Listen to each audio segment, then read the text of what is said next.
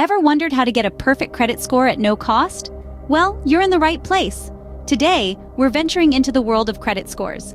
Imagine having the power to secure lower interest rates, obtain higher borrowing limits, and negotiate better terms on your loans. Sounds like a dream, right? But it's not just a dream, it's the reality of having a perfect credit score. Here at the Wallet Kit, we're going to dive in and unravel the secrets of a perfect credit score. First off, what exactly is a credit score? Well, imagine your financial life as a story. Now, your credit score is like the blurb on the back cover of that story. It gives lenders, landlords, and sometimes even employers a glimpse into your financial habits.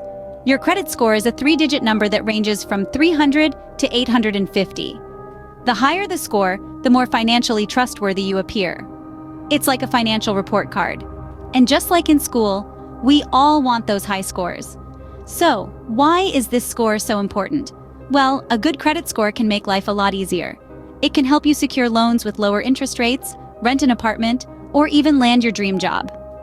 Now, let's delve into how this score is calculated. It's not as complex as solving a Rubik's Cube, I promise. It's determined by 5 key factors. First up is your payment history.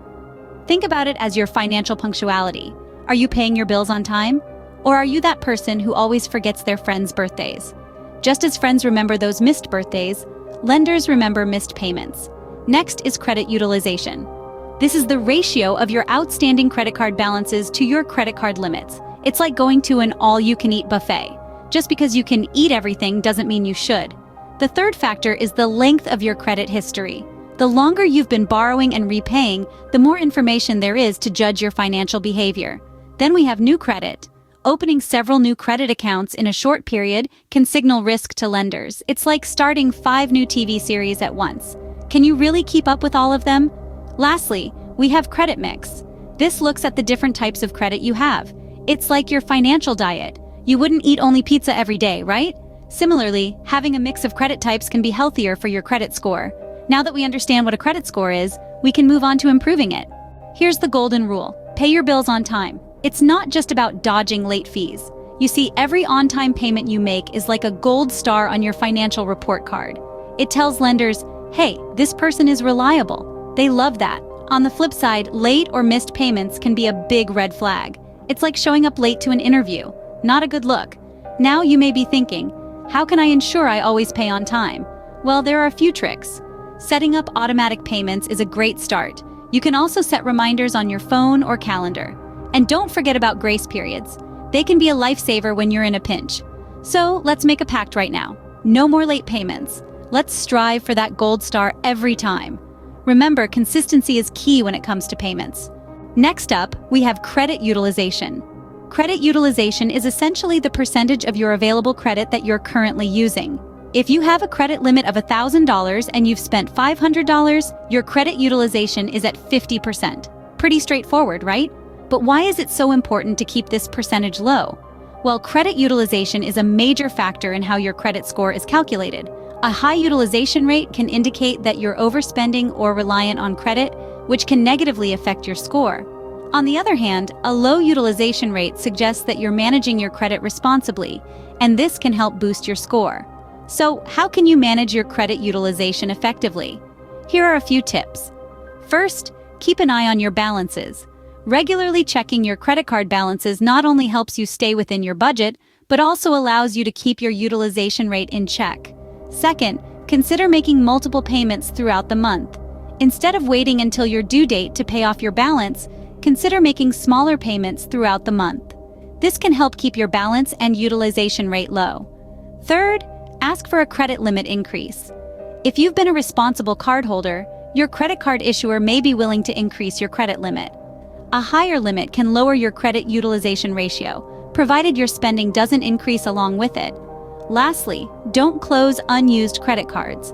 Unless the card comes with a hefty annual fee, keeping it open can contribute to a lower credit utilization ratio by increasing your overall available credit. Remember, managing your credit utilization is a balancing act. You want to use your credit to show that you can handle it responsibly, but you don't want to rely on it too heavily. Aim to keep your credit utilization below 30% to see a positive impact on your score. After all, Showing lenders that you're not maxing out your credit cards will make you a more attractive borrower and can lead to better credit opportunities down the line. Now let's talk about the length of your credit history. Imagine your credit history as a novel. It's a story that lenders read to understand your financial habits. The longer and more consistent your story, the more reliable you appear. Maintaining a long credit history is like keeping all the chapters of your financial novel intact. It helps lenders see you've been responsible over time. Let's delve into this further. Say you have an old credit card account that you rarely use. You might think, why not close it? Here's why not. Closing old accounts can actually hurt your score. It's like ripping out the early chapters of your novel. The lender no longer sees the full story of your financial journey.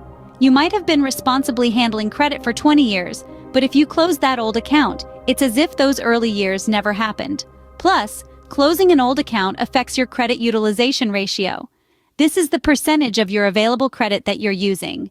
Let's say you have 3 credit cards with a total limit of $10,000 and you owe $2,000. Your credit utilization ratio is 20%.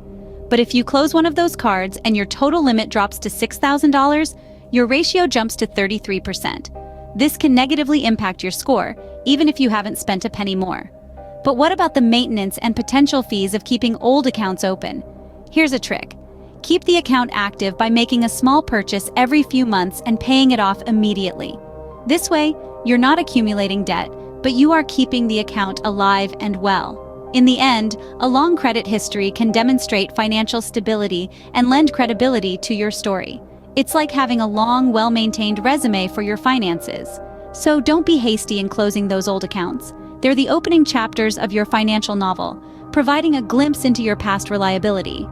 Keep those old accounts open and your credit score will thank you. Finally, we come to credit mix and new credit.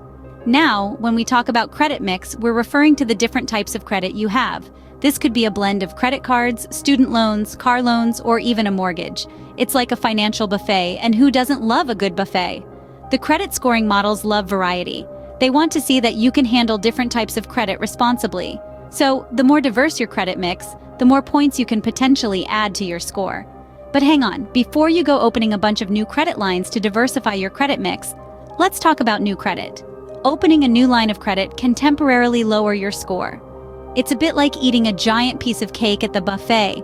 It might seem like a good idea at the time, but you could end up regretting it later.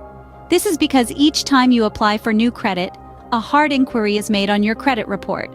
These inquiries remain on your report for 2 years and can cause a small temporary dip in your score. So remember, it's not about having as much credit as possible. It's about managing what you do have responsibly. And that brings us to the end of our discussion on credit mix and new credit. Remember, it's all about balance. So there you have it, your roadmap to a perfect credit score. Let's take a moment to recap our journey, shall we? We've discovered the power of credit and how it can open doors to opportunities like never before. We've understood what a credit score is and how it's calculated. We've learned the magic of timely payments and the impact it has on our score. Then, we delved into managing credit utilization, keeping it under 30% of our total credit limit. We've also unraveled the art of maintaining a long and healthy credit history. Finally, we touched upon the balance between credit mix and new credit. Remember, the path to perfect credit isn't a sprint, it's a marathon. It's about making smart, consistent decisions over time. So don't rush, take your time, and aim for progress, not perfection.